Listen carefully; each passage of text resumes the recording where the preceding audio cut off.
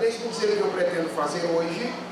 Ontem nós conversamos um pouco sobre a definição de educação cristã e depois conversamos um pouco sobre o papel, a natureza e o desafio de uma escola cristã, obviamente encaixando a instituição escola dentro de uma perspectiva cristã de educação. Então esse foi o nosso objetivo durante o dia de ontem. Hoje o que eu vou fazer é apresentar o pequeno texto que eu escrevi no ano passado e que foi publicado pela editora Fiel com parcerias da AXE e do Sistema Mackenzie de Ensino, que é esse livretinho, quase que um material promocional, chamado Você Educa de Acordo com o que Adora. Educação tem tudo a ver com religião. Então o que eu vou fazer hoje basicamente é apresentar esse material para vocês com algumas inserções e algumas informações adicionais, mas depois, se você quiser ter essa palestra escrita, você vai poder fazer isso se conseguir comprar o livro, não é? Tomara que você ainda consiga achar em algum lugar. Na verdade, esse livreto nasceu a partir de uma palestra que eu ministrei algumas vezes na Associação Internacional de Escolas Cristãs, a AXE, e então, por incentivo do seu diretor-presidente, que é o Dr. Mauro Meister, e uma de suas secretárias, não é? a nossa irmã Dilean, eu acabei textualizando essa palestra para a publicação. Então ela nasceu como um discurso oral, como eu vou fazer hoje, e depois se tornou o texto que foi publicado no ano passado pela editora Fiel. Nós vamos ter basicamente dois momentos, não é? Como nós tivemos ontem. No primeiro momento, eu pretendo abordar o assunto um pouco mais filosoficamente. Então nós vamos ter um primeiro momento mais denso hoje. Se você estiver cansado, passa a mão nos olhos, por favor. Se você quiser, pode levantar, não tem problema, sim, levanta para você acordar um pouquinho, ok? Porque esse primeiro momento da nossa palestra será um momento um pouco mais denso e eu espero que você consiga acompanhar de maneira atenta a construção do meu raciocínio. Você precisa fazer isso. Se você perder alguma coisa no meio do caminho, talvez fique complicado chegar ao final desse primeiro momento com a coisa tão clara como eu gostaria que ficasse. Então esse é um momento um pouco mais denso. E eu vou tentar argumentar filosoficamente sobre a relação necessária que existe entre educação e religião. Vou explicar isso daqui a pouco de maneira mais clara. No segundo momento da minha palestra, então eu vou trabalhar um pouco mais bíblico-teologicamente, e aí talvez a linguagem vai ficar mais tranquila, vai ser mais fácil acompanhar, porque afinal de contas a Bíblia é conhecida de vocês, a teologia é mais conhecida de vocês, e aí então eu vou tentar mostrar que o argumento de natureza filosófica que eu estabeleci no primeiro momento da palestra nada mais é do que a reverberação de um ensino bíblico. Já estava na Bíblia há muito tempo atrás, eu só estou de alguma forma arranjando esse argumento de uma forma que o diálogo com os educadores contemporâneos seja um diálogo mais compreensível para quem não conhece a Bíblia e para quem não conhece a teologia cristã. Então esse vai ser o meu objetivo durante essa palestra. E eu pretendo no final encerrar com dois exemplos de natureza prática, mais diretamente relacionados à educação escolar cristã. Então eu vou lidar mais com a questão da escola, da atividade da escola, mas que vai ser também, ou que vão ser também os exemplos úteis para que os pais estejam atentos para essa relação necessária que existe entre educação e religião. Então esse é o nosso caminho hoje. Eu gostaria mais uma vez de convidar vocês a baixar suas cabeças. Nós vamos orar a Deus e pedir ao Senhor a sua bênção, a sua graça, para que nós cumpramos esses nossos desafios de maneira adequada. Vamos falar com o nosso Senhor. Senhor, nós precisamos de Ti em todos os momentos da nossa vida.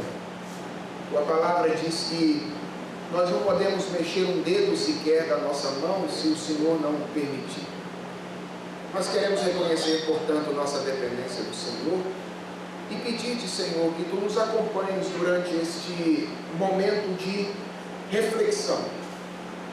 Que Tu não nos permitas pensar por nós mesmos, que Tu nos ensines a pensar guiados pela Tua Palavra e pelo Teu Santo Espírito, e que ao fazermos isso, pensarmos dessa forma, nós encontremos caminho em direção à verdade, a fim de nos deleitarmos nela e em Ti, como convém a todos aqueles que contemplam a bendita verdade do Senhor. Acompanhe-nos, portanto, Senhor, é a oração que nós Te fazemos, em nome de Jesus, o nosso Senhor. Amém. Pois bem, você educa de acordo com o que adora. Esse é o título da nossa palestra nessa noite.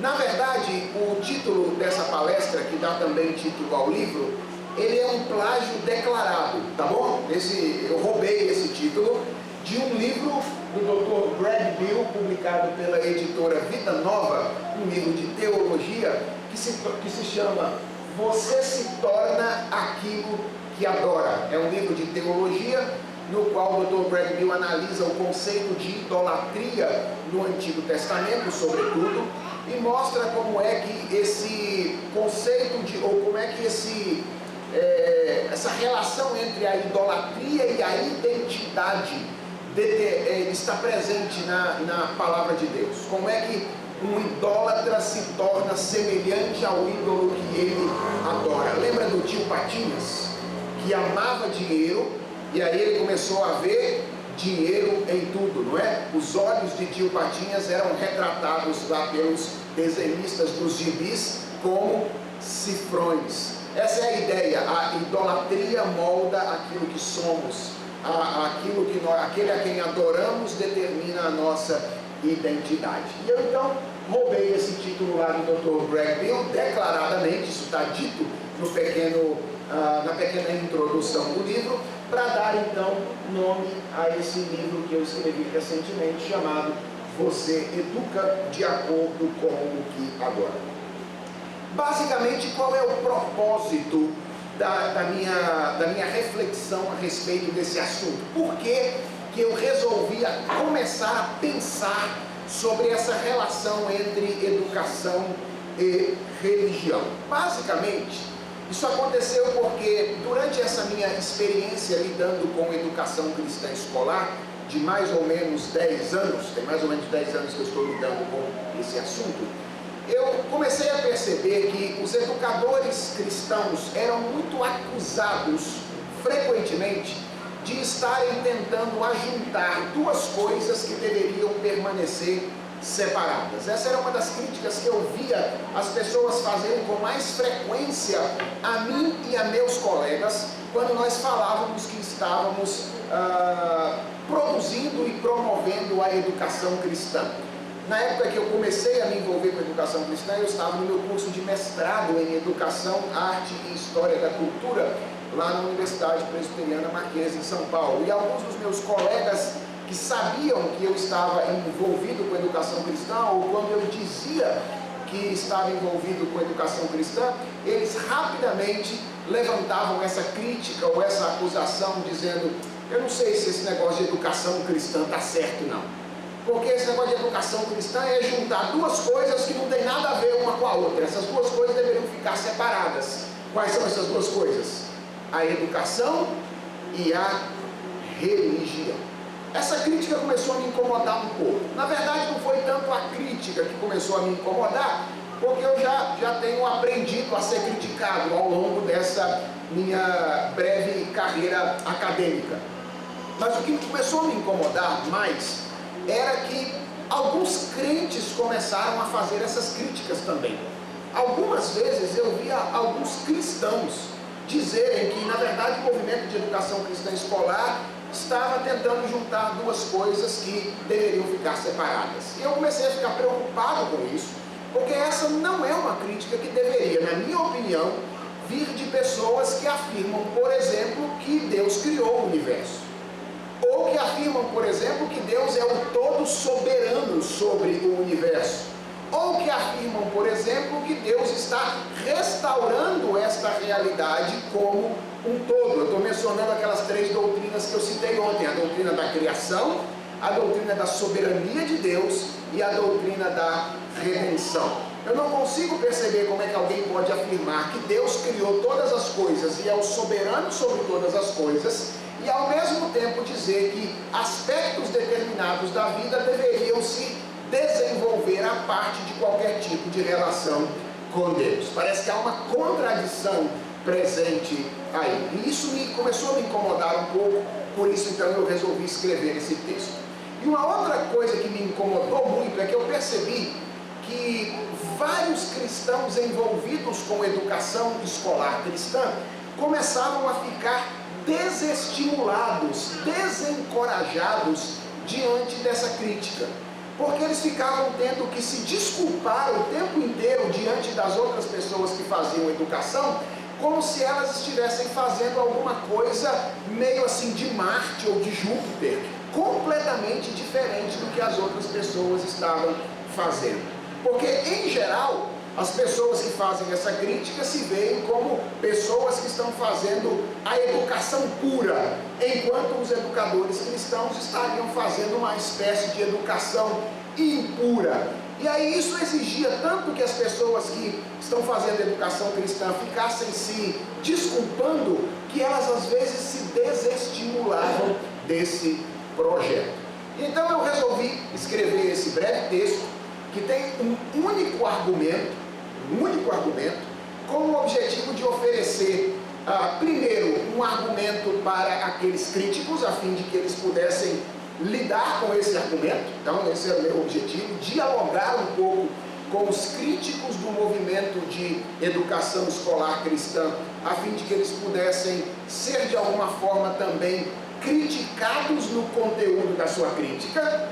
E o meu segundo objetivo era oferecer aquilo que eu chamo de conforto epistêmico, ou conforto teórico, conforto racional, àqueles cristãos que estavam envolvidos com o projeto de educação cristã escolar. Meu objetivo era dizer para eles: você não precisa ficar se desculpando, fique tranquilo. Veja, dê uma olhadinha aqui nisso que eu tenho a dizer, e eu creio que isso pode ajudar você a entender que você não precisa ficar se desculpando diante das outras pessoas por fazer aquilo que você faz, por educar à luz de uma perspectiva cristã. Então foi isso que me levou a elaborar esse argumento, esta palestra, que depois se tornou um livro, e ela está dividida basicamente em 3 grandes partes, tá bom? 3 grandes partes. A primeira delas é aquilo que eu chamo de a crítica da crítica. Então, a gente costuma sofrer uma crítica, não é verdade? Qual é a crítica? Vocês estão juntando 2 coisas que deveriam ficar separados. Eu resolvi então colocar em xeque essa crítica e criticar essa crítica. Tentar descobrir, e esse é o significado da palavra crítica, quais são as condições que permitem as pessoas chegarem a essas conclusões e fazerem essas críticas. Eu tenho sempre explicado isso. Essa é uma palavra muito mal utilizada, a palavra crítica, nos nossos dias, não é? Crítica, em geral, é usada para se referir àquela pessoa chata, não é verdade? Para dizer assim: olha, fulano é uma pessoa crítica. Em geral, você está se referindo àquele indivíduo que é meio chato e que é contra absolutamente tudo, não é? Popularmente, esse é o significado de crítica. E academicamente, a palavra crítica é muito utilizada para se referir a ser contrário a todo valor que é tradicional.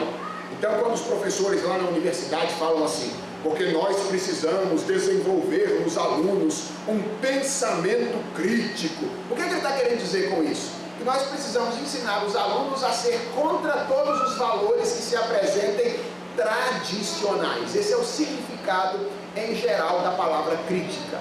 Mas a palavra crítica, ela nasceu, ou é da mesma raiz, da palavra critério. O que significa ser uma pessoa crítica? Significa submeter absolutamente todas as coisas a um determinado critério. É você ter um critério e então submeter as coisas às quais você tem contato, ou com as quais você tem contato, a esses critérios que você possui. Agora, o indivíduo que é verdadeiramente crítico, preste atenção nisso, não é o indivíduo que submete aos seus critérios o pensamento dos outros, porque isso é fácil, não é verdade? Criticar o pensamento dos outros é algo muito fácil. O indivíduo verdadeiramente crítico, esse é o significado original da palavra, é o indivíduo que é crítico do seu próprio pensamento. Em que sentido? No sentido de que ele está consciente de quais são os pressupostos, quais são as ideias anteriores, as ideias prévias que o permitem pensar da maneira que ele pensa. Então, esse é um indivíduo verdadeiramente crítico. E o que eu quero fazer então é tentar fazer uma escavação nessa crítica para verificar por que essas pessoas conseguem fazer essa crítica, ou quais são os fundamentos teóricos, racionais dessa crítica que nos é oferecida. Então essa é a primeira parte da palestra. Depois disso, eu tenho uma segunda parte na qual eu pretendo mostrar a relação necessária que, à luz de Deuteronômio capítulo 6, existe entre educação e religião. Meu argumento é muito simples, tá bom? Eu já vou dar ele aqui de início, mas não vai embora não, tá bom? Que eu quero construir ele depois com você, para você perceber que ele faz sentido. O meu argumento é muito simples, é que algumas pessoas dizem que o movimento de educação cristã está tentando juntar duas coisas que deveriam permanecer separadas. Meu argumento é que, na verdade, nós só estamos reconhecendo a junção de duas coisas que sempre estiveram juntas. Elas nunca se separaram. Elas sempre estiveram juntas. E nós apenas estamos reconhecendo a verdade de que essas duas coisas, educação e religião, sempre estiveram juntas. Isso é o que eu estou chamando ali de relação necessária, encontrada em Deuteronômio capítulo 6. E aí no final, então eu faço duas aplicações, oferecendo dois exemplos para mostrar como é que a postura religiosa determina na maneira como nós educamos. Como é que a nossa religião determina a nossa educação. Tá bom? Então vamos em frente e vamos começar aqui com o nosso primeiro ponto, que é a crítica da crítica. Em geral, existem dois tipos de pessoas que fazem essa crítica ao movimento de educação cristã, tá bom? Vocês se lembram mesmo qual é a crítica? A crítica de que nós estaremos ajuntando duas coisas que deveriam ficar separadas. Essa é a crítica. Quem é que geralmente faz essa crítica? Há basicamente dois grupos. O primeiro grupo que faz essa crítica em geral é um grupo de pessoas que acredita na ideia de uma educação neutra. Existem muitas pessoas que acreditam que o pensamento humano ele funciona de maneira neutra a parte da influência de outros aspectos da vida humana.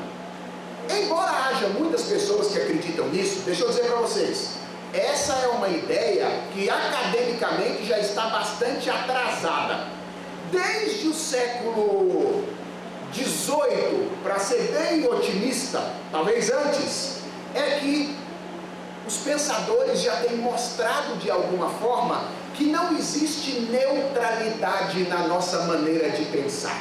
Ou seja, quando a gente vai para interpretar alguma coisa, nós sempre temos um conjunto de conceitos prévios que determinam a maneira como nós interpretamos as coisas. Não existe pensamento, interpretação que seja uma interpretação verdadeiramente neutra. Não existe. Não existe. Isso é uma ilusão.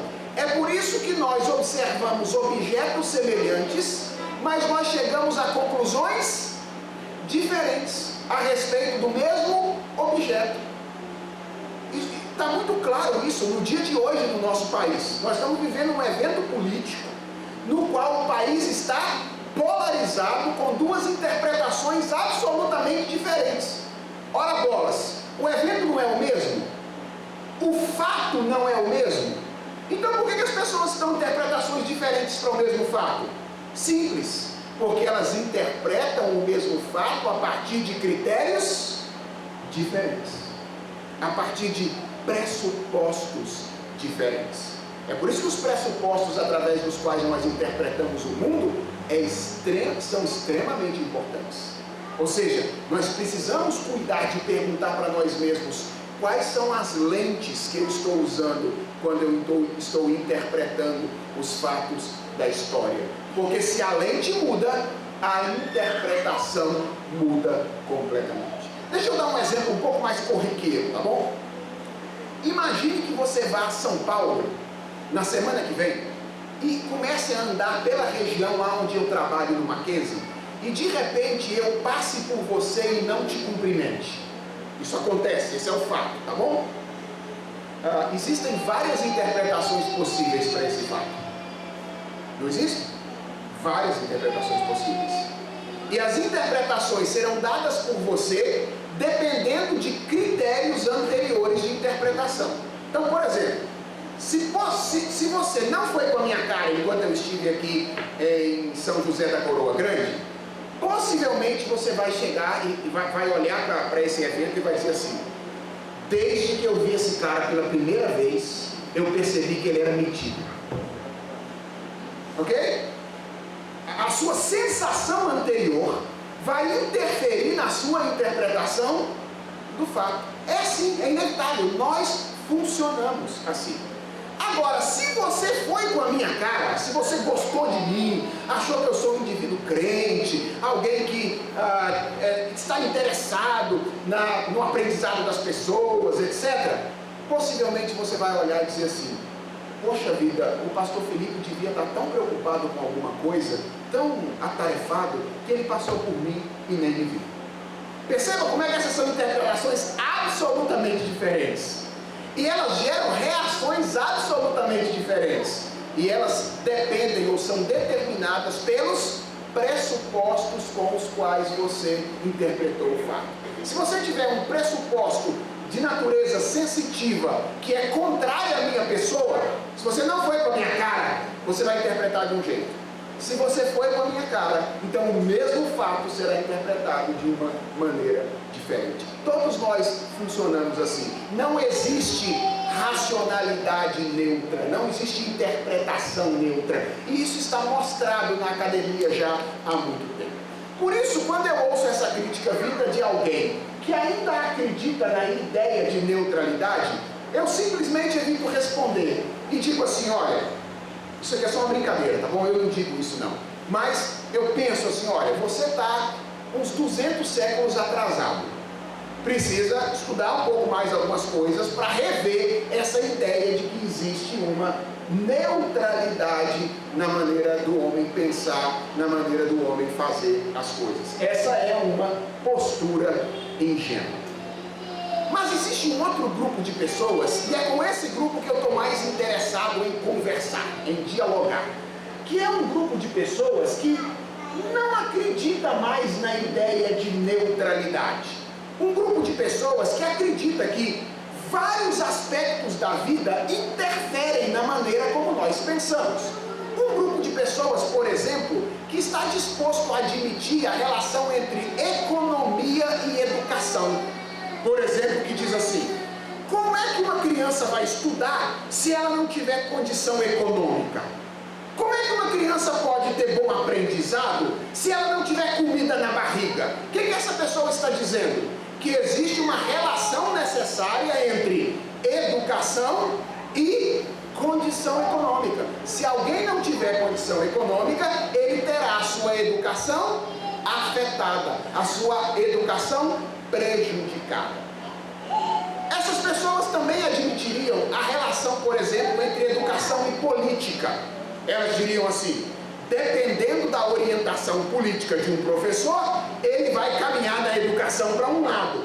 Dependendo da orientação política do professor, se ela for outra, ele vai caminhar na educação para um lado diferente. O que essas pessoas estão afirmando? Que existe uma relação entre política e educação. Agora, embora essas pessoas afirmem a relação entre essas coisas e a educação, o que me espanta, e eu acho que tem coelho nesse mato, é que as pessoas rejeitam e mantêm ainda a ideia de neutralidade em relação à religião. Se você chegar numa sala de aula e disser, existe uma relação entre educação e cultura, todo mundo vai dizer, é isso mesmo, existe. Se você disser, existe uma relação entre educação e política, todo mundo vai dizer, é verdade, é isso mesmo. Se você disser, existe uma relação entre educação e economia, todo mundo vai dizer, é verdade, é isso mesmo. Mas se você disser, existe uma relação entre educação e religião, e aí vai ter umas pessoas que vão dar um pulo dessa altura assim. Vai dizer, não, aí não. Estou disposto a admitir a relação entre educação e qualquer outra área da vida humana, mas eu não estou disposto a admitir a relação entre educação e religião. Como eu disse a vocês, eu acho que tem coelho nesse mato. Acho que nós precisamos pesquisar melhor o que é que as pessoas, por que é que as pessoas têm tanta dificuldade com essa relação. Eu suspeito que ela seja uma estratégia para escantear o cristianismo do debate público. Acho que essa é uma estratégia, mas eu ainda preciso pesquisar isso de maneira mais clara para fazer essa afirmação. O que eu vou mostrar para vocês hoje é qual é a estratégia mais imediata e qual é a razão pela qual, embora essas pessoas assumam a verdade da relação entre a educação e tantas áreas, como é que eles conseguem e por que eles conseguem negar a relação entre educação e religião. E a minha suspeita é que isso tem a ver basicamente com a definição de religião. Ou seja, minha tese, o argumento que eu estou tentando levantar com vocês aqui é que as pessoas negam, rejeitam a verdade da relação entre educação e religião, basicamente porque elas trabalham com uma definição superficial e incorreta de religião. Mas, preste atenção, se nós definirmos religião de maneira correta, mais adequada e mais profunda, então nós teremos percebido que a relação entre educação e religião não é facultativa, ela é uma relação necessária, como a relação entre educação e várias outras coisas que existem na experiência humana. Pois bem, vamos trabalhar então um pouco com essa questão da definição da religião, que eu acredito não é um problema apenas de não cristãos. Eu acho que boa parte dos cristãos brasileiros também trabalham com uma definição um pouco superficial, para não dizer incorreta, de religião. Bem, imagine que eu chegasse aqui nessa noite e resolvesse fazer um exercício com vocês, tá bom?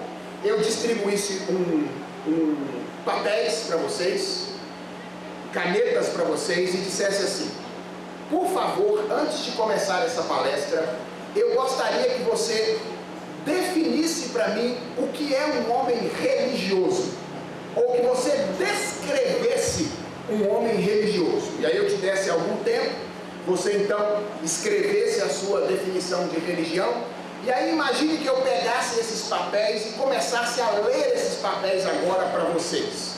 E aí eu dissesse assim: uma primeira pessoa disse que o indivíduo religioso é alguém que crê na existência de um Deus pessoal, que criou o universo e que então procura se relacionar com esse Deus através do conhecimento de um texto sagrado, através de orações, através da participação em determinados rituais e através do convívio comunitário.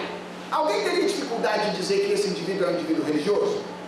Sim ou não? Alguém teria dificuldade de dizer que alguém que crê em um Deus pessoal, que criou o universo e que tenta se relacionar com esse Deus por meio da leitura de um livro sagrado, de orações e do convívio com as pessoas que creem nesse Deus, vocês teriam dúvida de que alguém que faz isso é alguém religioso? Não, eu acabei de nos definir. Nós somos essas pessoas. que creem no Deus pessoal e que se relacionam com esse Deus através de um texto sagrado, através das orações, através de rituais, a ceia do Senhor, o batismo e através do convívio comunitário. Então ninguém duvidaria que essa é uma boa definição de um homem religioso. Imagina que uma outra pessoa tivesse escrito o seguinte: um homem religioso é alguém que crê na existência de um mundo espiritual habitado por espíritos desencarnados, e que o mundo físico é o ambiente no qual esses espíritos temporariamente encarnados pagam por seus próprios erros, aperfeiçoando-se gradativamente, e então ele se envolve com a prática das boas obras para tentar se tornar cada vez mais perfeito. Alguém teria dúvida de que esse é o indivíduo religioso? Quem é que eu acabei de descrever agora? O espírito. E alguém diria: não tem nenhum problema, essa é uma boa definição de um indivíduo religioso, ninguém teria dificuldade com isso.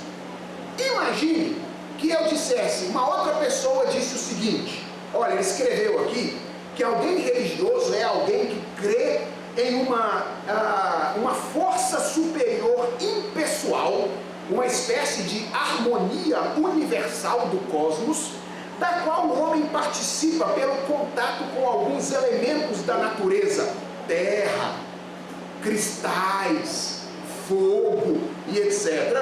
E ele se dedica então incansavelmente a conhecer e a organizar a sua vida em torno do impacto desses elementos na sua existência. Alguém teria dúvida de que esse é um indivíduo religioso? Sim ou não? Ninguém, né? Quem que eu acabei de descrever aqui agora? Um místico, né? Talvez de orientação mais oriental, de religiões mais orientais. Nenhum de nós teria dificuldade de definir nenhuma dessas três pessoas como alguém religioso.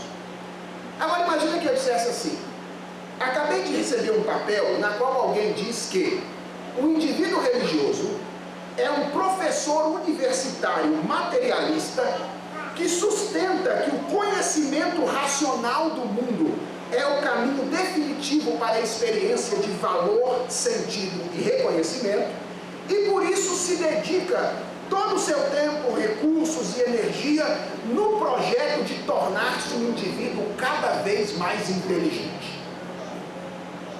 Alguém diria que esse é um indivíduo religioso?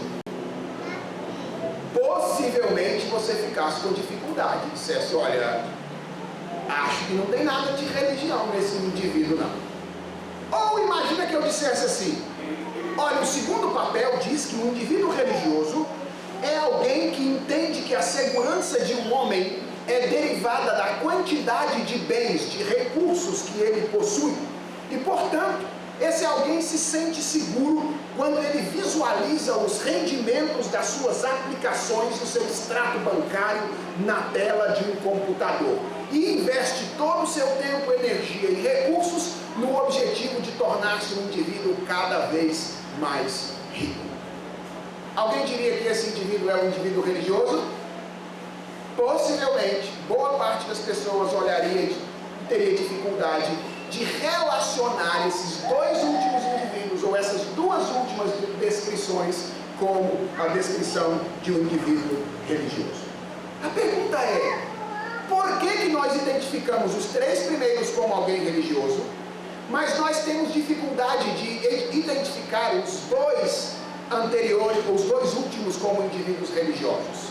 Porque a nossa definição de religião, ela é feita com base no objeto com o qual o indivíduo se relaciona. Ou seja, nós costumamos dizer que religião é a relação que o indivíduo estabelece com objetos de natureza transcendente, com coisas que estão fora do cosmos. É por isso que a gente diz que o indivíduo que crê em um Deus pessoal é um indivíduo religioso. Por isso que a gente diz que o indivíduo que crê em um mundo de espíritos desencarnados é um indivíduo religioso. É por isso que a gente diz que alguém que crê na existência de uma harmonia universal é um indivíduo religioso. Porque essas coisas são coisas transcendentes, são coisas imateriais. Sabe qual é o problema dessa definição? O problema dessa definição é que ela não passa pelo crivo da história. Ela não corresponde àquilo que a história mostra que pode ser objeto de crença religiosa. Se você for estudar a história das religiões, você vai perceber que nem todas as religiões tiveram deuses de natureza transcendente. Mas muitos deuses de religiões diversas ao longo da história da humanidade foram deuses de natureza imanente, ou seja, coisas físicas, coisas temporais. Por exemplo, você certamente poderá se lembrar de tribos indígenas que adoram os astros celestes. Não poderia se lembrar disso? Tribos que olham para o céu e diz: o sol é o nosso Deus, a lua é o nosso Deus, as estrelas são nossos deuses, e começam a viver em função da adoração a essas coisas que não são transcendentes, são físicas, são coisas de natureza imanente. Você poderia se lembrar, por exemplo, de determinadas religiões que adoram animais. Isso está muito vivo na cabeça de alguns, não é? Que assistiram aquela novela da Globo. Como é que é o nome mesmo? Aquela novela da Globo que mostrou essa religião. Como é que é o nome? Alguém falou aí baixinho, fala mais alto, por favor. Isso, esse é o jeito de pastor descobrir quem assiste novela. Todo mundo caiu. Caminho das Índias, é isso mesmo. Essa novela mostrou de maneira bem clara como é que animais podem ser alvo de crença e de crença religiosa. Ali mostra determinados ramos do hinduísmo que fizeram da vaca um ser sagrado ou um ser divino. Você poderia se lembrar, por exemplo, do Império Romano, no qual a figura do imperador era encarada como uma representação de Deus ou uma encarnação do próprio Deus.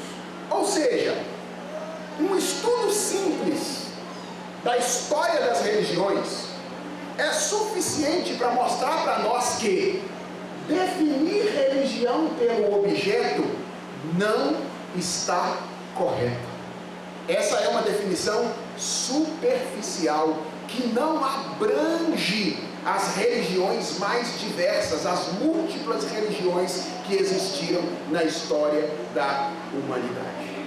Isso significa que nós precisamos de uma definição um pouco mais precisa, que corresponda de maneira mais clara aos fenômenos que nós olhamos para a realidade e chamamos de fenômenos religiosos.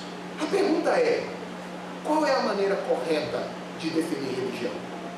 Qual é o aspecto que é semelhante entre todos os exemplos citados por mim quando eu fiz aqui a brincadeira de estar lendo os papéis de definição de vocês? É muito simples.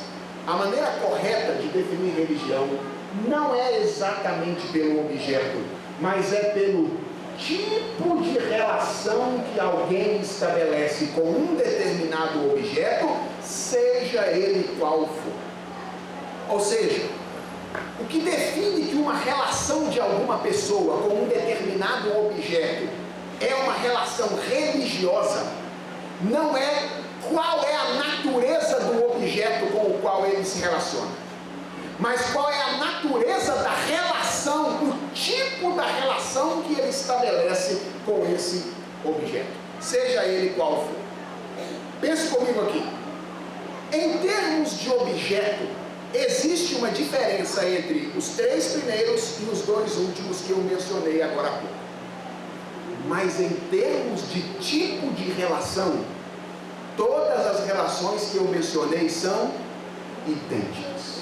Ou seja, tanto o indivíduo que crê em um Deus pessoal, quanto o indivíduo que crê em um mundo de espíritos desencarnados, quanto o indivíduo que crê numa harmonia universal, quanto o indivíduo que crê que a racionalidade é a fonte de experiência de valor, quanto o indivíduo que crê que o sentido da vida de um homem consiste em adquirir riquezas, todos eles estão envolvidos algum tipo de relação da qual eles creem podem extrair as respostas fundamentais para a sua existência. Isso é religião. Religião é aquela relação última que o indivíduo estabelece com alguma coisa que ele espera que pode oferecer para ele as respostas fundamentais sobre a segurança que eu preciso para viver, o sentido que eu preciso para viver, o significado da minha existência, a razão pela qual eu vivo no mundo. Tudo isso é dado por essa relação que eu estabeleço com o objeto, que eu estou chamando aqui de relação de natureza religiosa. Deixa eu tentar exemplificar isso um pouco mais. Pense em dois indivíduos. Um indivíduo é um indivíduo que chega em casa do trabalho, olha, alguém diz que ele tem um problema, ok? A esposa dele diz, olha, nós tivemos um problema. E ele então, imediatamente depois de ouvir que tem um problema, ele sai correndo para o seu computador e abre a tela dos seus rendimentos bancários para saber como é que foram os rendimentos daquele dia. E quando ele bate os olhos na tela do computador e percebe que os rendimentos foram bem, ele suspira e diz, estou tranquilo. Podem vir os problemas, que eu tenho dinheiro suficiente para lidar com eles. Guardou esse indivíduo na cabeça? Pensa agora em outro indivíduo que chega em casa e a esposa dele diz para ele assim, você tem um problema. E ele então, quando pensa no problema, ele fala assim, já sei para onde eu vou. E ele então sai correndo para a primeira reunião de oração que ele encontra, e ele diz, Senhor, eu vim aqui procurar o Senhor, porque eu sei que o Senhor é a minha única esperança para resolver o meu problema. E aí ele volta para casa, mesmo que o problema não tenha sido resolvido, e ele fala assim, posso enfrentar o problema.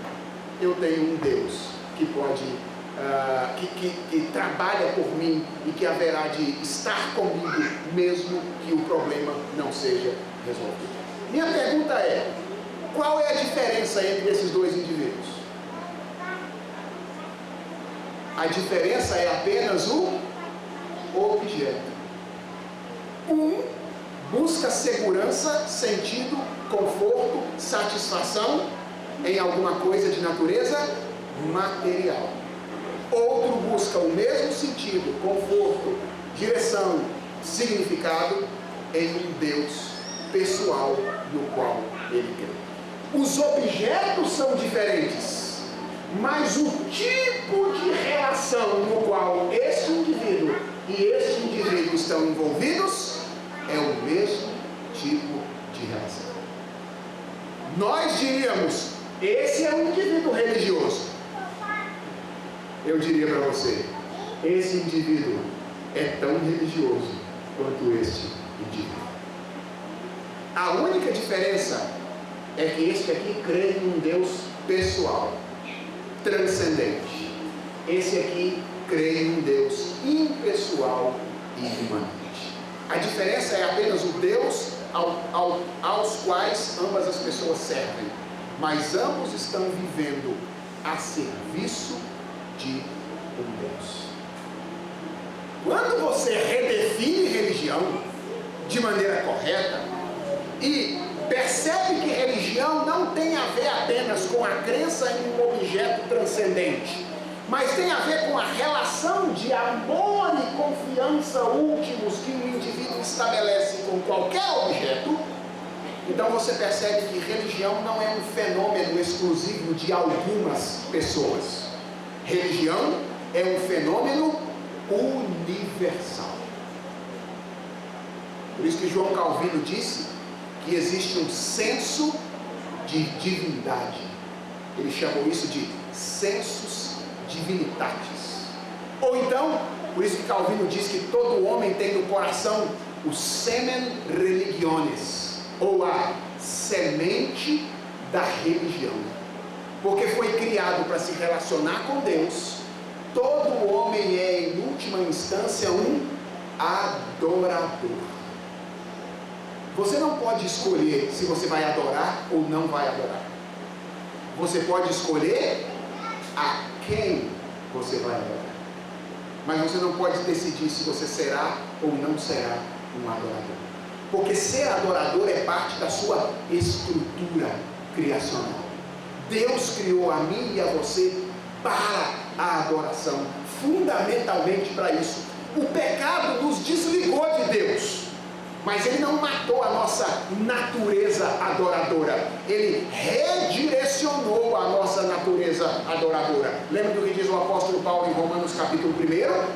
Tendo conhecimento de Deus, não o glorificaram a Deus, não o glorificaram, nem lhe deram graças, se tornaram nulos em seus próprios raciocínios, obscurecendo-lhes o coração insensato, e passaram a adorar a criatura em lugar do Criador. Foi isso que o pecado fez conosco. O pecado não matou a nossa natureza religiosa. O pecado redirecionou a natureza religiosa do ser humano, do Criador para coisas criadas, do Criador para a criação. Então podem existir pessoas que não são religiosas no sentido de não crerem em deuses transcendentes. Mas não é verdade que existe alguém que não tenha uma religião. Se alguém perder a sua religião, o seu objeto de amor e confiança últimos, o que ele faz? Ele se mata. Porque todos nós precisamos de alguma coisa para viver. Alguma coisa que dê sentido, estabeleça o significado da vida. Isso é a sua religião. Isso é um alerta para nós, né? Alerta por quê? Porque a nossa religião não é necessariamente aquilo que a gente diz que é. A nossa religião é aquilo para o qual nós nos voltamos quando nós precisamos dessas coisas que eu mencionei aqui agora. Deixa eu só dar um exemplo para ilustrar isso antes de parar nesse momento para a gente ter o nosso primeiro break e momento de reflexão antes da gente voltar. Certa vez Jesus se encontrou com um jovem que tinha muito dinheiro, um jovem muito rico. E esse jovem rico chegou para Jesus e fez uma pergunta. Lembra qual era a pergunta? Jesus, como é que eu posso herdar a vida eterna? Essa pergunta poderia muito bem ser feita de outro jeito. Talvez modernamente ela seria: qual é o sentido da vida? Essa é a pergunta. Ou seja, vida eterna é a plena satisfação. Essa é a pergunta. Qual é o sentido da vida? E aí Jesus olhou para ele e falou assim: você conhece os mandamentos? Sabe os mandamentos? E aí qual foi a resposta dele? Não apenas sei, mas eu tenho observado cada um deles. Claro que eu sei, ó, vou citar de cor. Com os 10, e falou: tenho, ó, vivido cada um deles. Se você perguntasse para aquele jovem, qual é a sua religião? O que ele diria para você? O que ele diria? Se você perguntasse para ele, antes do encontro com Jesus, qual é a sua religião?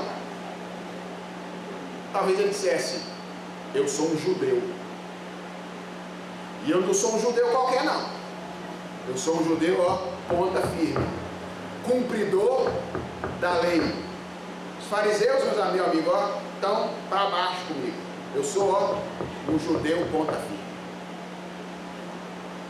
Aí Jesus então diz o relato de Marcos que, fitando-o, eu adoro essa expressão, o amou. Jesus o amou. E sabe por que eu gosto dessa expressão? É porque o que Jesus fez vai deixar ele completamente embaraçado. Mas Marcos diz que Jesus o amou. A gente acha que amar as pessoas é deixar elas viverem do jeito que elas querem, de maneira confortável, não é? Sem embaraçá-las. Isso não é amor à luz da Bíblia. O amor às vezes embaraça as pessoas. Quando elas estão pensando errado, o amor precisa embaraçar as pessoas. Fitando o amor. E fez uma pergunta só para ele. Ou deu só uma ordem para ele. Vai, vende tudo que você tem, só falta isso para você. E vem atrás de mim. Essa não é uma ordem que Jesus deu universalmente, tá bom? Fique tranquilo. Essa não é uma ordem que Deus deu a você necessariamente. Você não tem que sair daqui agora, amanhã, botar todos os seus bens à venda e dar para os pobres para seguir Jesus. Não é essa a aplicação desta passagem bíblica. Essa é uma ordem exclusiva de Jesus Cristo àquele jovem. O princípio geral que se extrai daí é o da solidariedade. Esse é um princípio geral. Mas a ordem para vender todos os bens é uma ordem que Jesus dá àquele jovem. E qual é o objetivo de Jesus? Expor a verdadeira religião dele. Porque o texto diz que ele se entristeceu profundamente, porque ele era dono de muitas propriedades. E Jesus estava fazendo com isso. Jesus estava dizendo para ele, sem palavras: você acha que a sua religião é uma, mas é a sua maneira de viver, as respostas que você oferece nos momentos cruciais da sua existência, que diz na verdade quem você verdadeiramente adora. Isso é um alerta para nós.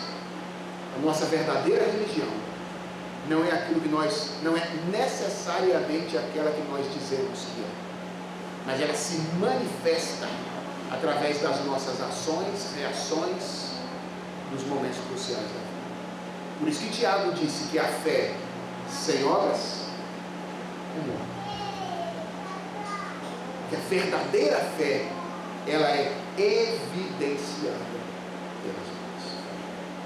Então, o que é religião?